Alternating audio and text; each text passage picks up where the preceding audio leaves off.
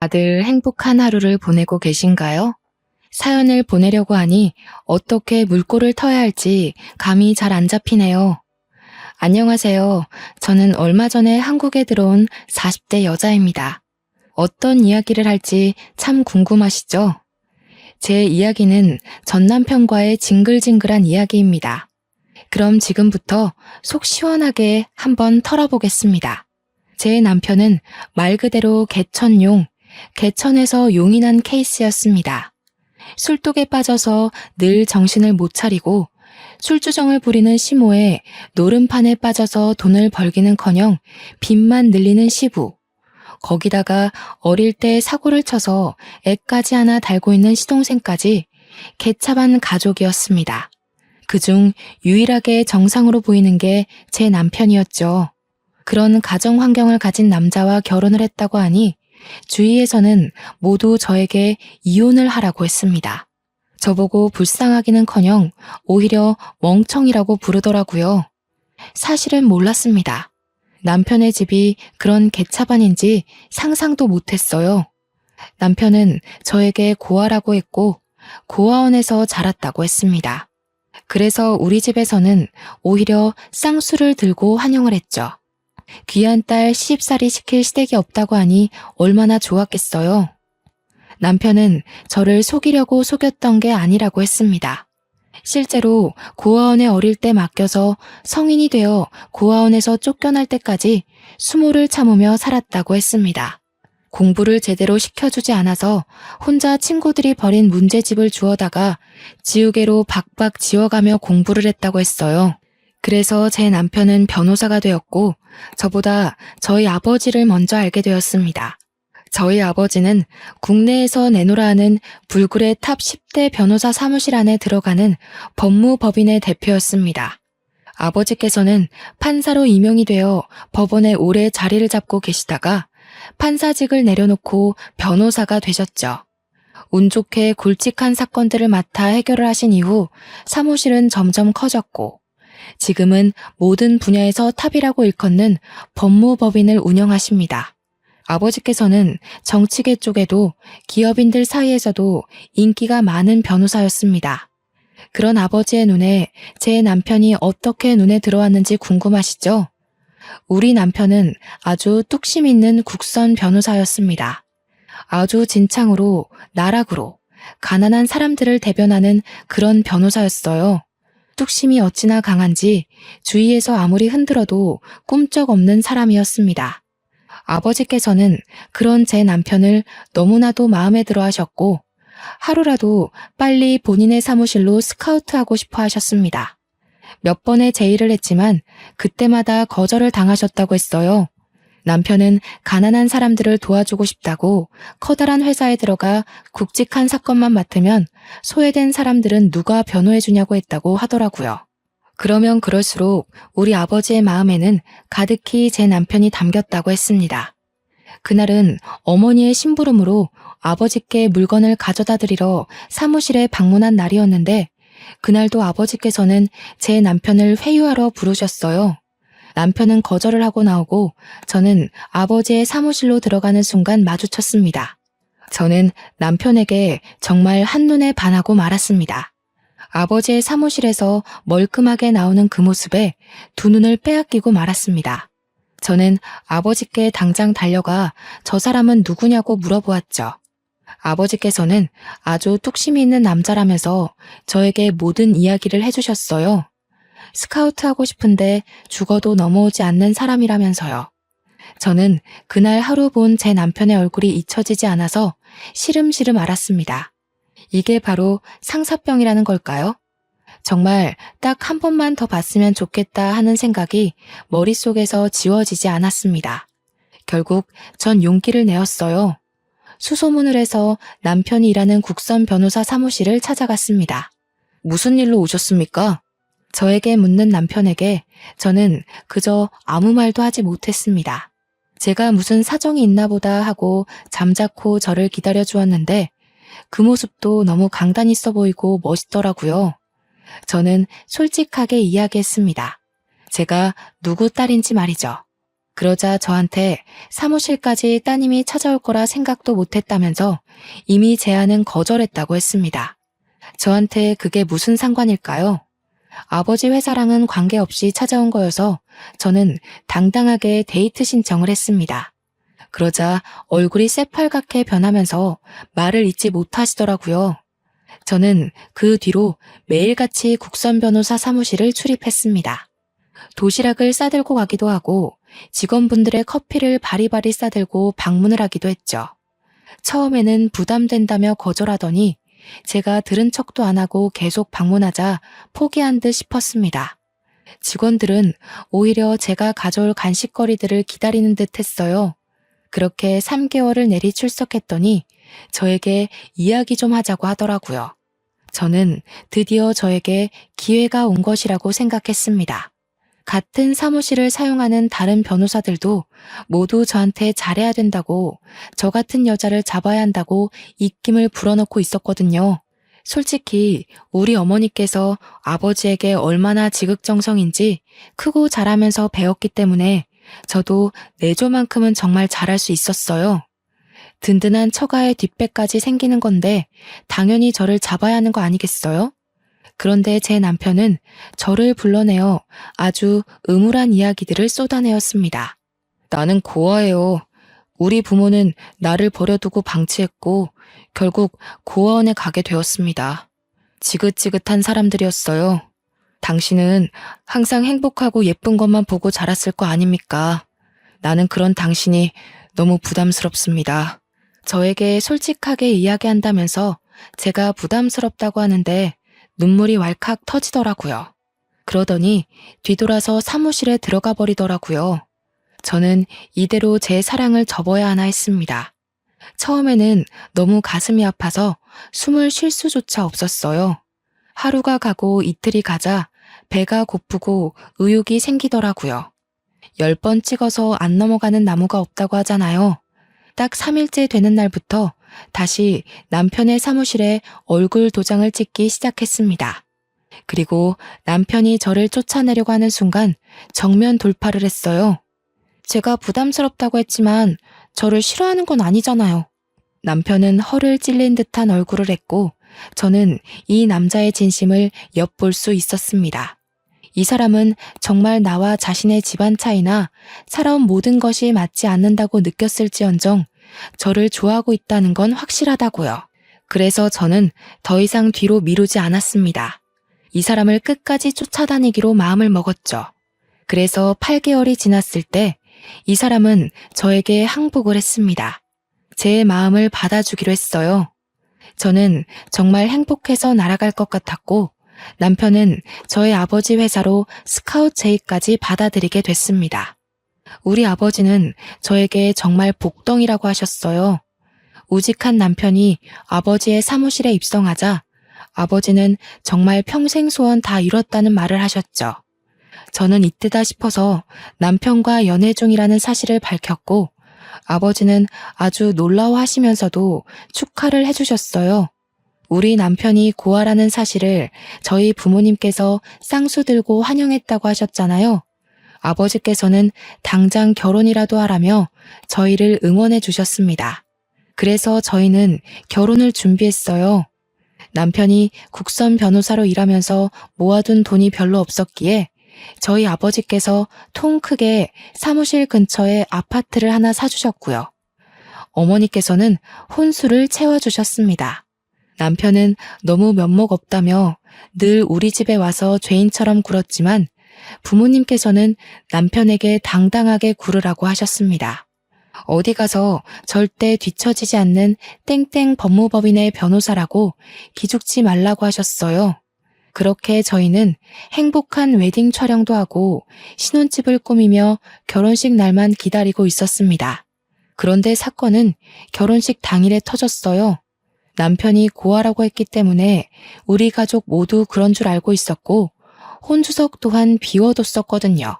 그런데 결혼식이 시작되기 30분 전에 식장이 조금 소란스러워지더니 혼주석에 떡하니 웬 아줌마 아저씨가 앉아있는 거예요. 저는 신부 대기실에서 소식을 듣고 너무나도 황당해했고 남편은 신부 대기실에 찾아오지도 않았습니다. 저는 이게 어찌된 일인가 싶어서 인사를 드리고 있는 부모님을 황급히 호출했어요. 그러자 어머니께서 제게 오셔서 너무 황당하다며 이야기를 해주시는 겁니다. 글쎄, 이서방의 부모가 맞다네. 분명 고아라고 했었는데 그게 고아원에 버려두고 성인이 될 때까지 찾아오지 않았었나 봐. 그러다가 변호사 되고 돈 잘 번다는 이야기를 어디서 주워 듣고는 수소문해서 오늘에서야 나타난 거라대. 경사스러운 날에 이게 무슨 날벼락이니? 어머니는 정말 걱정스러운 얼굴로 저를 쳐다보면서 말씀하셨어요. 저도 갑자기 하늘이 노랗게 변하는 것 같았습니다. 결혼식이 시작하는 소리가 들리고 진행 요원이 신부 대기실에 와서 입장을 준비하라고 했어요. 이제 와서 도망치기엔 너무 늦었다는 소리였죠. 일단 부딪혀 본 적 없는 시댁 식구들이었기에 결혼식을 올리고 나서 생각해보자는 안일한 생각이 저를 지배했습니다. 남편도 꽤 당황한 듯한 눈치였어요. 힐끗 바라본 신랑 쪽 혼주석에는 한복을 어디서 대여했는지 조금 낡아 보이는 한복을 입고 앉아 계신 남편의 부모님과 시동생, 그리고 갓난 아기가 보였습니다. 저는 이를 꽉 깨물고 아버지의 손을 잡고 입장을 했고 성대한 결혼식을 올렸습니다. 결혼식이 끝나고 정신없이 인사를 드리고 난 뒤 정막이 찾아왔어요. 그때서야 제대로 시부모라는 사람들과 인사를 할 수 있었습니다. 앙큼하게 어디 알리지도 않고 결혼식을 올릴 생각을 했어? 이런 중요한 일에 우리를 찾아와 인사할 생각도 안 하고. 남편은 아무 말도 하지 않았습니다. 저는 너무 당황스러웠고요. 어디서 사는지도 모르는데 어떻게 가서 인사를 드리고 상견례를 진행합니까? 저희 부모님도 똥 밟았다는 얼굴을 하고 계셨습니다. 남편은 신혼여행이 급하니 인사는 다녀와서 드리겠다고 공손하게 대답한 뒤 저의 손을 잡았어요. 제가 너무나도 사랑했던 남편이기 때문에 믿고 신혼여행길로 올랐습니다. 신혼여행길에서 모든 이야기를 들을 수 있었어요. 고아원에서 지낼 때 고아원 원장이 은근슬쩍 친부모에 대해 이야기를 해준 적이 있었다고요. 공부를 잘하니 성인이 되면 한몫할 거라고 넌지시 던졌다고까지요. 친부모란 사람은 아이를 버린 것도 모자라 어린 시동생만 데리고 키우면서 남편에게 빌붙을 준비를 하고 있었던 거였어요.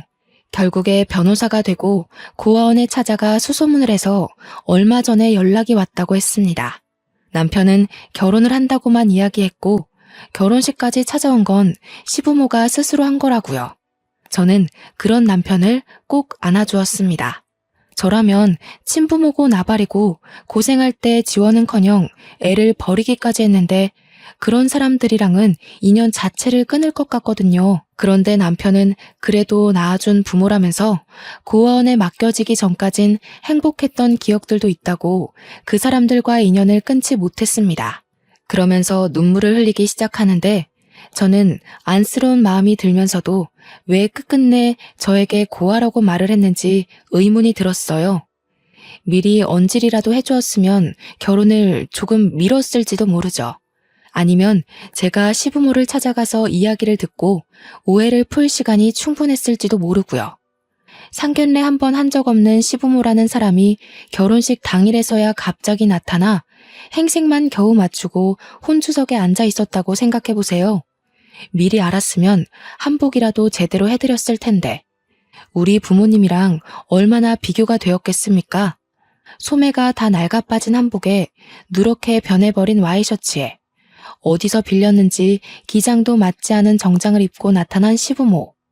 우리 부모님 손님들이 얼마나 대단하신 분들인데 그걸 보고 다들 아무 소리 안 하고 넘어갈 수 있겠어요. 다들 우리 집에 대해 욕을 하느라 바빴겠죠. 부모님도 정말 당황하셨을 거예요. 저는 다른 것보다 그게 더 마음이 쓰이더라고요. 아무튼 남편은 저에게 앞으로는 못 볼 걸 보여주지 않겠다고 약속했지만 이미 남편의 표정에는 근심이 가득했어요. 부모님이 어떻게 지내실지 궁금했겠죠. 남편도 정말 20년 만에 만난 부부라며 안절부절 가만히 있질 못하더라고요. 신혼여행의 즐거움은 아주 잠깐이었습니다.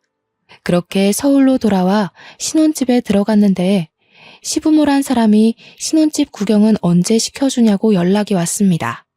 남편은 집으로 초대를 해도 되겠냐고 물었고 솔직히 친부모인데 제가 거절할 수 없어서 알겠다고 했습니다. 부지런하게 집들이 음식을 만들고 시부모를 초대했습니다. 그 자리에는 당연히 어린 시동생과 갓난 아이까지 오게 되었고요. 집이 아주 궁전이네. 방이 2개만 더 있었어도 우리랑 둘째까지 같이 사는 건데. 저는 그 말에 입을 떡 벌렸죠. 신혼집인데 어떻게 시부모를 모시고 살겠어요? 거기다가 시동생까지요? 제가 남편의 옆구리를 쿡 찌르자 남편은 안 될 소리라고 하면서 지금은 어디 사시느냐 묻더라고요. 저는 그 말을 왜 붙이나 했어요. 지하 단칸방이라도 산다고 그러면 우리 집으로 모실 것 같은 기세였거든요. 남편은 분명 저에게 피해가는 일 없게 하겠다고 호언장담했는데 실제로 친부모를 보니까 그 다짐은 어디다 팔아먹은 건지 우유부단하게 굴었어요. 그러자 시동생이 불쑥 끼어들어서 말을 하더라고요. 우리 그냥 다 쓰러져가는 빌라에 옹기종기 모여 살지. 나야 뭐 애까지 있으니까 그렇다 쳐도 엄마 아빠는 여기 살아도 되지 않나 형? 방 남지 않어? 저기 있는 방. 저기는 우리 아이가 쓸 방이에요. 임신 계획이 있기 때문에 아이를 위해 비워뒀어요. 그럼 애 태어나기 전까지만 같이 살면 되잖아. 우리 엄마 애 잘 보는데. 아니, 애를 잘 봐서 고아원에다가 애를 맡기고 술독에 빠져 산답니까? 저는 남편을 째려봤어요. 그러자 남편이 시동생에게 그만하라며 여기 친정에서 해주신 신혼집이라고 하더라고요. 그래서 사돈 어른 댁은 뭐하는 집안인데 부자야? 제가 지금 다니는 변호사 사무실 대표님이세요. 어마마, 그럼 엄청나게 부자 아니야? 내가 고아원 가서 이야기 들으니까 너 엄청 좋은 데 취직했다던데. 우리 며느리가 복덩이네, 복덩어리야. 우리도 그럼 집 한 채 해주나? 저희 집에서 왜 집을 해드려요? 저희 신혼집도 친정에서 해주신 거예요. 제가 정색을 하고 이야기하자 시부모도 시동생도 입을 꾹 다물었어요. 생긴 게 동글동글해서 사납게 굴 거라곤 생각 못 하셨나 보더라고요. 저는 재빨리 음식을 내왔고 음식이 모두 동나자 피곤하다는 핑계로 시댁 식구들을 내쫓았습니다. 남편은 시댁 식구들이 사라지고 나서야 저에게 미안하다고 사과를 했어요. 제가 당신 정말 좋아해서 쫓아다닌 건 맞지만 이런 상황까지 예상했던 건 아니에요. 앞으로 당신이 제대로 처신했으면 좋겠어요. 남편은 알겠다고 고개를 끄덕였어요. 처음의 바램처럼 제대로 된 바람막이가 되어주겠다고 약속했습니다. 하지만 뻔뻔하기 그지없는 시부모들은 저에게 아주 갖은 요구를 해댔습니다. 처음에는 아주 불쌍하게 이야기를 했어요. 당장 뜨끈한 쌀밥이 먹고 싶은데 돈이 없으니 10만 원만 보내달라고 하더라고요. 10만 원이 없어서 허덕이진 않았기 때문에 처음에는 그냥 보내드렸죠. 그런데 매주마다 요구를 하시는 거예요. 10만 원씩. 그러더니 시간이 좀 지나니 달마다 용돈을 달라고 하시더라고요. 50만 원. 매달 50만 원만 붙여주면 우리가 너네 살림에 절대 간섭 안 하마. 우리도 돈을 벌긴 벌고 있는데 손주까지 키우려니 살림이 워낙 빠듯해서 그래. 저한테 비굴하게 비는데 매몰차게 거절할 수가 없었어요. 그래서 매달 50만 원씩 남편이 주는 생활비에서 뚝 잘라 보내주기 시작했습니다. 한동안은 잠잠하던 시댁 식구들은 3개월쯤 지나자 본색을 드러냈어요. 지금 살고 있는 빌라가 너무 낡아서 난방도 제대로 안 되고 비도 샌다면서요. 저에게 집 수리를 좀 해줄 순 없냐고 하는 거예요. 저는 그 낡은 빌라를 고쳐봐야 얼마나 들겠나 싶어서 알겠다고 했어요. 뭐 예단비 대신 드린다고 생각하면 되겠지 하고 생각했어요. 그런데 글쎄 인테리어만 한 게 아니라 가전제품도 싹 바꿨더라고요. 뻔뻔하게 저에게 4천만 원을 달라고 하는데 비가 들이치는 부분 메우고 벽지만 발랐다면서 4천만 원이 말이 되느냐고 되물었죠. 그랬더니 너무 당당하게 말을 하시는 거예요. 아니, 벽지를 싹 발라놓으니까 우리 낡은 가구들이 눈에 거슬리잖아. 부자 며느리 좋다는 게 뭐니? 이럴 때 딱 돈 쓰는 거지. 제가 아직도 친정에서 용돈 받아다 쓰는 줄 아셔요? 이거 다 그이 지갑에서 나오는 거예요. 그이 용돈 줄여서 할부로 갚아야 하니까 그런 줄 아세요. 얘야 하고 애타게 저를 부르는 소리가 들렸지만 무시하고 전화를 끊었습니다. 제가 친정에 말해서 4천만 원 빌리는 거야 어렵지 않죠. 꾸준히 제가 모아왔던 돈들도 있고 그거야 어려운 거 아니지만 그래도 저한테 당당하게 요구하는 꼴이 마음에 들지 않았어요. 제 남편에게 문제집 한 건 사줘본 적 없는 사람들이 무슨 염치로 집을 저렇게 다 뜯어 고치는지. 그러나 시부모만 뻔뻔한 게 아니었습니다. 이제 갓 군대에서 전역한 시동생은 더욱 파렴치한 놈이었죠. 시동생에게 어린 아이가 있다고 했잖아요. 군대에서 휴가 나왔을 때 여자친구를 임신시켰는데 여자친구가 애만 덜렁 시댁에 두고 사라졌다고 하더라고요. 아직 앞날이 창창한 20살이라 아이를 키울 자신이 없다고 애만 두고 떠났다고요. 고아원에 버리겠다고 난리를 친 시부모를 시동생이 설득했대요. 그 이야기만 듣고 제정신이 박힌 사람이구나 싶었는데 아니더라고요. 군대 제대하고 나서부터 애는 뒷전이고 맨날 PC방에서 담배 피고 술집 가서 술 먹고 노느라 바빴대요. 그래서 애가 아빠를 보고도 낯설어 한다고 하더라고요. 그런 시동생이 저한테 애를 데리고 다니는데 불편해서 그런다며 차를 사달라고 하더라고요. 그걸 왜 저한테 말하는지 이해가 되지 않아서 남편이랑 상의해보라고 했죠. 우리 형 아시잖아요. 고아원에서 힘들게 산 거. 그런데 어떻게 형한테 차까지 사달라고 해요? 그럼 얼굴 3번도 안 본 형수한테 차 사달라고 하는 건 되고요. 스스로 일해서 돈 벌어 사세요. 이야기 들어보니까 맨날 집에서 게임하고 술 먹는다고 하던데 애를 위해서 사는 게 맞아요? 시동생은 형수 너무하네, 있는 사람이 더하다던데 궁시렁거리면서 전화를 끊었습니다. 저는 화가 나서 남편이 퇴근하고 돌아오자마자 이야기를 했어요. 당신네 가족들이 나한테 자꾸 이것저것 요구하는 거 알고 있냐고 이야기를 하니 전혀 몰랐다고 하더라고요. 그러면서 저한테 용돈을 드리고 있는데 그걸로 부족한가? 하는 거예요. 제가 매달 50만 원씩 드리는 거 그거 남편한테 말한 적이 없었거든요. 놀래서 남편에게 50만 원 드리는 거 알고 있었냐고 하니까 뭔 소리냐고 되묻더라고요. 아니, 50만 원은 또 무슨 말이야? 내가 매달 100만 원씩 보내드리고 있는데 당신이 돈을 또 보내드리고 있었어? 저는 완전 뒤통수 맞은 기분이었어요. 매달 150만 원씩 저희 부부에게 갈취를 하고 있었던 거죠. 그것도 아주 교묘하게요. 그러면서 인테리어 해달라, 가전 바꾼다, 돈 뜯어가고 차까지 사달라고 했던 거예요. 저는 남편을 쥐잡듯이 잡았습니다. 얼마나 우습게 보였길래 이런 식으로 가족이라는 사람들이 뒤통수를 치냐고요. 그러자 남편이 저한테 버럭 화를 내더라고요. 아무리 그래도 자기 가족을 너무 우습게 보는 거 아니냐면서. 저는 너무 어이가 없었습니다. 지금 사기 결혼 당한 기분을 맞게 하는 게 누군데 나한테 화를 내는지, 속된 말로 남편까지 다 짜고 친 거 아닌가 하는 생각까지 들었어요. 그렇게 며칠 동안을 남편과 냉전 상태로 지냈습니다. 솔직히 저도 먼저 화해하고 싶은 생각이 전혀 들지 않았고 남편도 계속 고집을 부리고 있었습니다.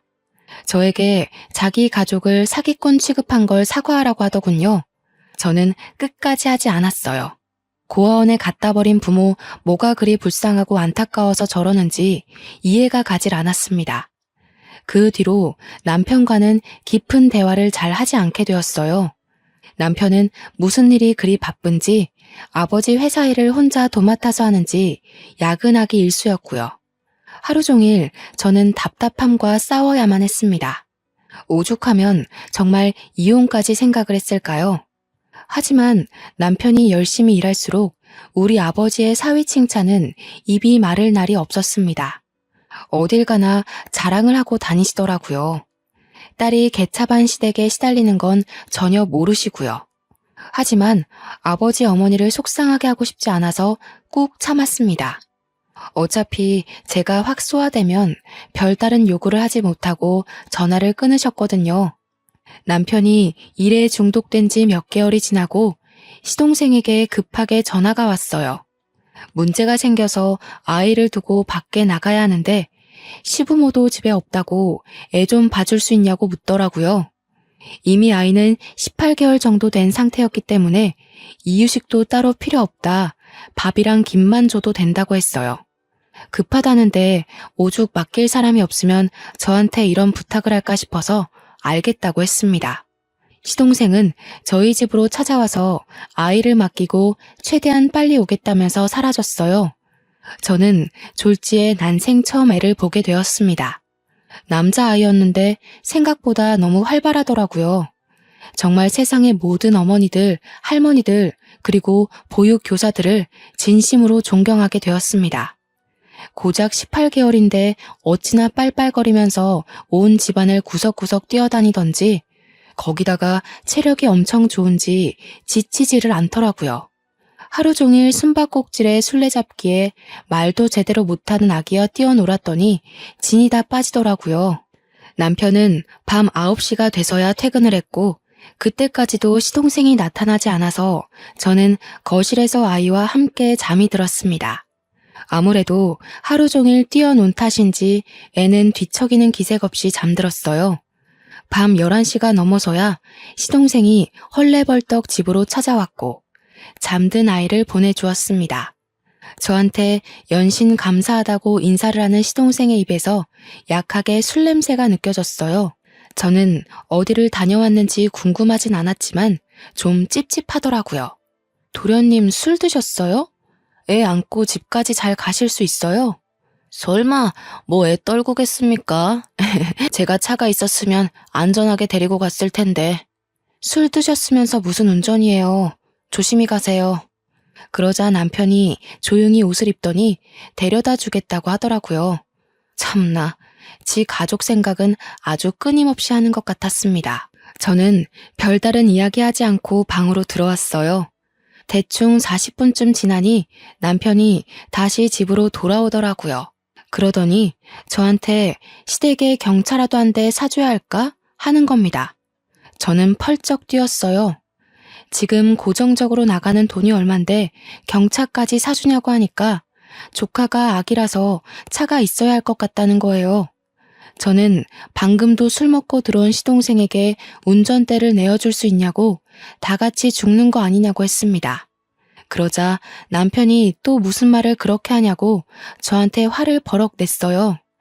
제가 알던 남편이 아닌 것 같았습니다. 우직하고 강인하고 누구보다 남을 배려하며 살았던 남편이었는데 약한 사람들을 위한 변호사가 될 거라고 했었는데 말이죠. 결국 남편은 중고차로 소형 세단을 시댁에 사주었어요. 경차를 사주겠다고 하더니 소형 세단을 사준 거 보고 저는 혀를 끌끌 찼습니다.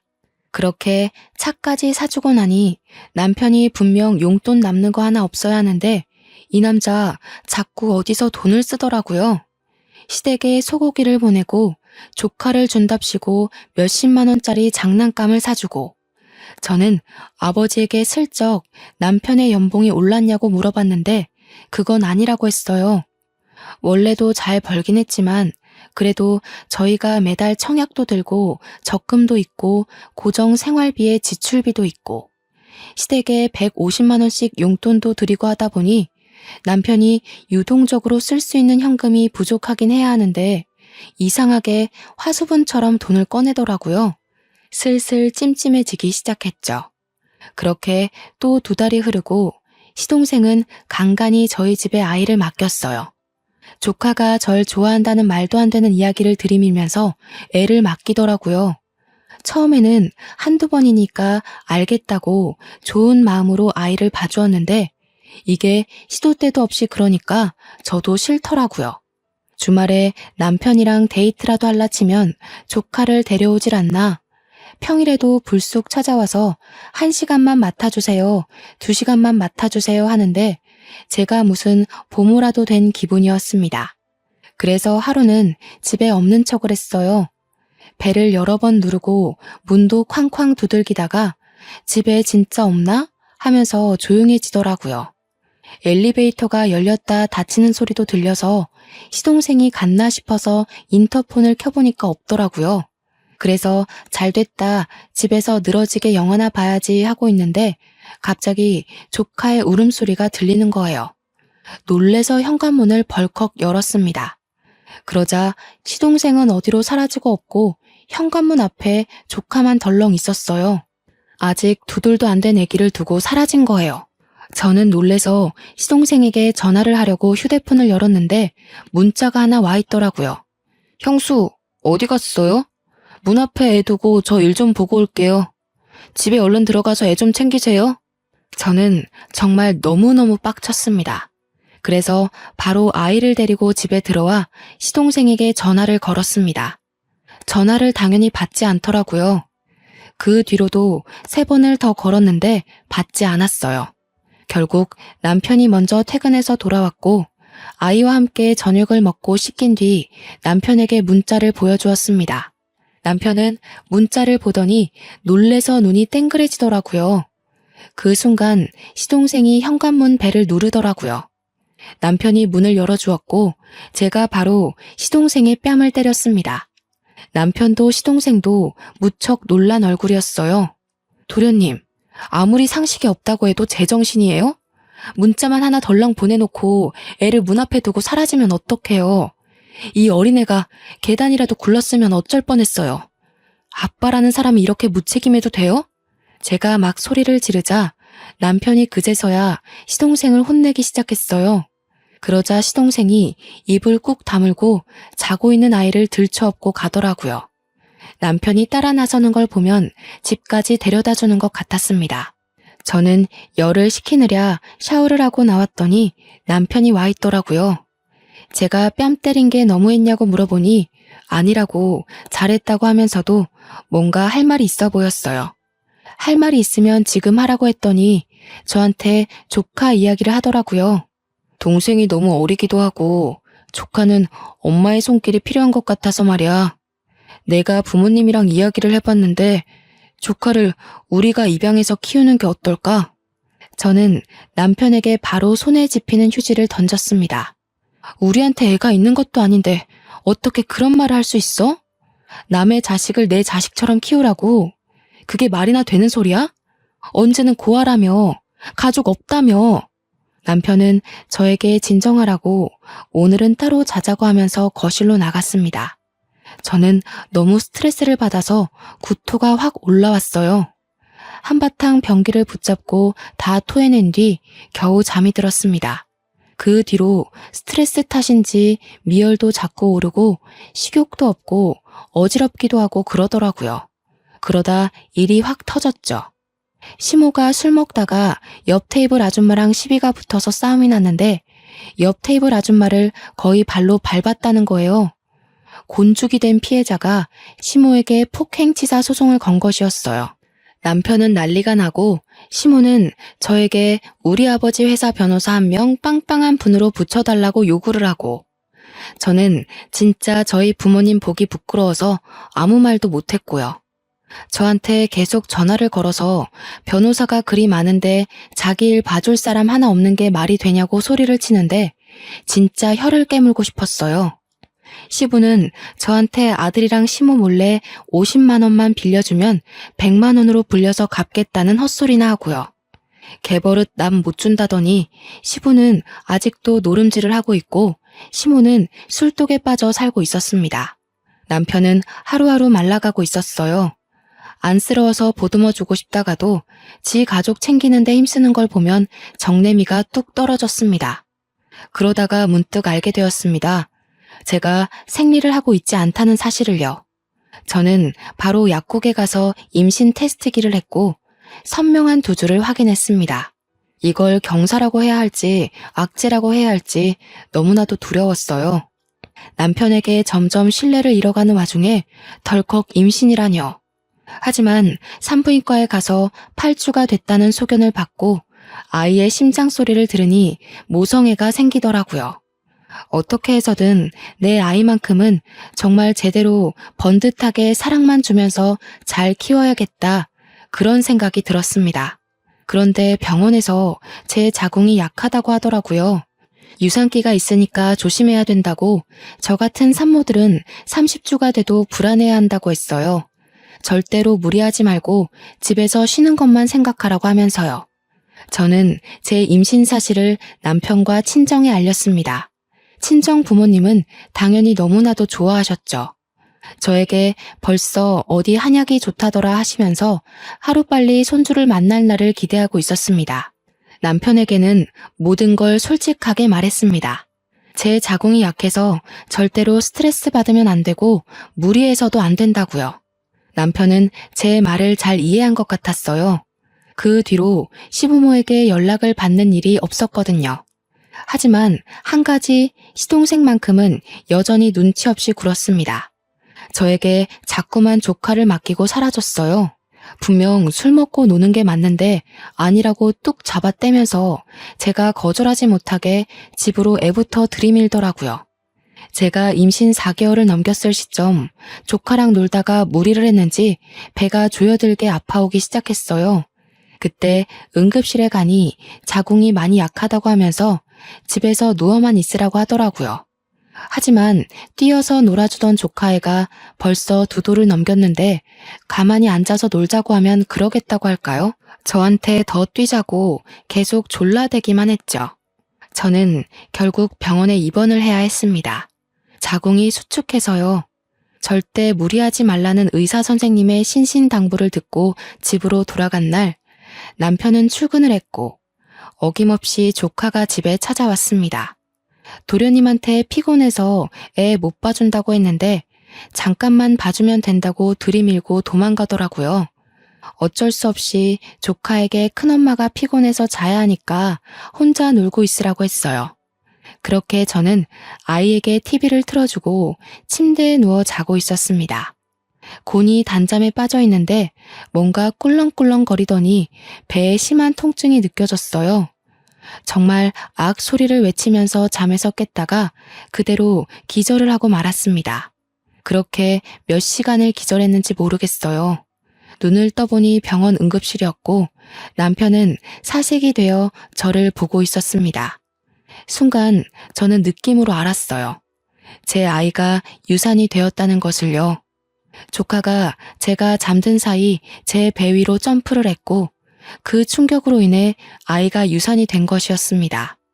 침대에 기절해서 하혈하고 있던 걸 남편이 퇴근하고 나서야 발견을 해 응급실에 실려왔고 응급수술을 받았으나 더 이상 임신이 어렵다는 판정을 받았어요. 저는 그 이야기를 들으면서 또다시 기절을 할 것만 같았습니다. 충격에 하염없이 눈물만 흘렸고 제 옆을 지킨 부모님과 남편도 눈물만 흘리고 있었어요. 그런데 그때 시동생이 박수를 짝 치는 거예요. 형수, 더 이상 임신도 어렵다는데 조카를 입양해서 키우는 게 낫지 않겠어요? 나야 애 없는 게 편하고 형수는 애 키우고 싶잖아. 엄한 애 입양하는 것보다야 핏줄 입양해서 키우는 게 낫지. 이 미친놈이 뭐라고 하는 거야 지금? 지금 내가 누구 때문에 아이도 잃고 이렇게 됐는데. 당신 흥분했어. 시동생한테 미친놈이라니. 뭐가 어쩌고 어째? 멍청한 놈이 미친 소리 하니까 미친놈이라고 하지. 내가 아주 사람을 잘못 봐도 단단히 잘못 봤구만. 지금 이 와중에 자네를 버린 가족들 편을 드는 겐가? 내 딸이 아니라 내 눈앞에서 당장 저 미친놈 데리고 썩 꺼지게. 남편은 그게 아니라며 아버지께 변명을 했지만 아버지는 듣지 않으셨어요. 꼴도 보기 싫으니까 당장 꺼지라고 소리를 치셨고 저도 지지 않고 나가라고 소리를 질렀습니다. 저는 남편과 시동생이 나가자 아버지께 당장 이혼하겠다고 말씀을 드렸어요. 아버지는 제 손을 꼭 잡으며 일단 몸조리에 신경 쓰고 이혼은 그 다음에 바로 진행하자 하시면서 미안하다고 하셨습니다. 자기가 사람 보는 눈이 너무나도 부족했다면서 제 손을 잡고 그렇게 한참을 우셨어요. 저는 부모님을 위로하며 같이 울었습니다. 그렇게 2주일이 넘는 시간 동안 몸의 회복을 위해 노력했습니다. 자궁 초음파를 통해서 자궁 안에 남겨진 찌꺼기까지 깨끗하게 청소하고 제 난소도 확인하고 임신이 어렵다는 판정은 번복되지 않았지만 저는 심리치료까지 병행하며 마음을 다스렸어요. 그리고 집으로 돌아와 남편에게 이혼을 하자고 이야기했습니다. 남편은 당연히 절대 이혼 못 해준다고 했죠. 이혼을 못 해준다니 아쉽네. 그럼 소송으로 진행할게. 이 집은 부동산에 내놨으니까 하루라도 빨리 짐 빼는 게 좋을 거야. 명의가 내 건 거 알고 있지? 당신이 재산에 기여한 부분이 어느 부분인지 모르겠지만 그건 판결 나오는 대로 처리해 줄게. 남편은 제 손을 잡고 다시 생각해보라고 했지만 저는 뿌리쳤습니다. 2번 생각할 겨를이 없는 확신에 찬 이혼 소송이었어요. 아버지는 바로 사무실 최고의 변호인단을 꾸려 제 소송을 준비해 주셨습니다. 그런데 일이 생각보다 아주 쉽게 풀렸어요. 남편이 월급이 오른 것도 아닌데 시댁에 돈을 쏟아부었었잖아요. 그게 알고 보니 아버지 회사 각종 거래처에서 뒷돈을 다 받고 있었던 거예요. 거절된 의뢰들도 몰래 수임해서 수임료 챙기고 아버지 로펌 이름을 걸고 갑질을 하고 있었던 거죠. 접대도 받고 뒷돈도 받고. 근데 그게 거래처의 장부에서 발견이 되고 수천만 원을 받은 것이 들통이 났습니다. 아버지께서는 그 증거들을 모조리 파헤쳐서 이혼 소송과 별개로 횡령으로도 소송을 걸었어요. 남편은 구속 위기에 처하자 저를 찾아와 울고불고 빌면서 이혼 바로 해주겠다고 용서를 해달라고 했죠. 하지만 전 이미 1번 기회를 줬잖아요. 2번 주기 싫었습니다. 소송은 소송대로, 이혼은 이혼대로 진행이 되었고 아버지의 로펌 간판 덕분인지 일사천리로 진행이 되었습니다. 재산 분할할 것도 전혀 없었던 게 남편이 횡령으로 고소가 되었고 그 횡령한 돈을 시댁에 쏟아부은 정황도 발견되었기 때문이었죠. 벌금도 된통 맞은 것도 모자라 변호사 자격 정지까지 받았으니 쌤통이죠. 인과응보라고 하나요? 결국엔 다 자기 업보로 돌아오게 되어 있습니다. 자기들이 버린 첫째 아들은 결국 또 처가댁에서 버려졌고요. 변호사라는 타이틀에 들러붙었으나 지금은 자격정지 먹고 손가락만 쭉쭉 빨고 있고요. 저는 유산과 이혼이 모두 정리된 이후 해외에 나와서 물 맑고 공기 좋은 곳에서 몸을 회복했어요. 지금 스위스의 로잔이라는 도시에 온 지 2년이 넘었는데 참 한적하니 좋습니다. 늘 풍경은 다채롭고 제 마음의 감정을 잘 다스려주고 있습니다. 내일은 또 어떤 자연이 저를 감싸줄지 아주 기대가 돼요. 날이 점점 추워지고 있습니다. 감기 조심하시고 항상 행복하게 좋은 것만 보고 지내셨으면 좋겠어요. 저도 곧 한국에 들어갈 예정이라 또 다른 저의 여정이 기대가 되네요. 제 이야기 들어주셔서 감사합니다.